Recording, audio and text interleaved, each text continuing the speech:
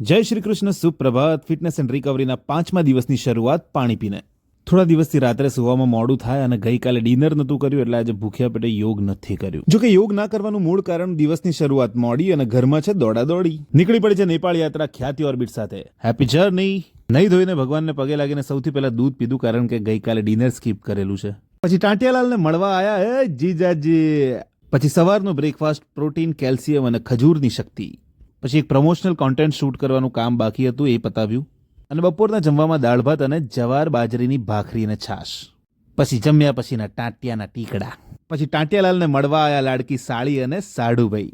અને નિધિસ કિચનમાંથી આયા ચટપટા ફાલસા શોટ્સ. પછી સાંજે મસ્ત માહોલ બનાવીને મેડિટેશન કર્યું. મનને રિલેક્સ કર્યા પછી બોડીને રિલેક્સ કરવા માટે કર્યું stretching warm up, stretching warm up, stretching warm up. હવે આજે કોર ઉપર કામ કરવાનું હતું એટલે સૌથી પહેલા ફોરવર્ડ બેન્ડિંગ થોડી પ્રેક્ટિસ કરી અને ત્યારબાદ 20 ક્રન્ચીસ માર્યા, 15 પેન્ડલ સ્લીપિંગ સાયકલ કરી, 10 કાઉન્ટિંગ સાથે 10 લોઅર એબ વર્કઆઉટ કર્યા, 2 વખત 30 સેકન્ડ પ્લેન્ક હોલ્ડ કર્યું, પછી સેમ 2 વખત 30 સેકન્ડ ફૂલ પ્લેન્ક હોલ્ડ કર્યું, પછી સાઇડ કોર સ્ટ્રેન્થનિંગ 20 કાઉન્ટ. બહુ ટાઈમે કોર વર્કઆઉટ કર્યું એટલે બૂમ પડી ગઈ ભાઈ. અને પછી લોઅર બેલી માટે 45 ડિગ્રી લેગ 45 સેકન્ડ સુધી હોલ્ડ કર્યા. જો તમારે લોઅર બેલી ઘટાડવું હોય તો આ ખાસ કરજો.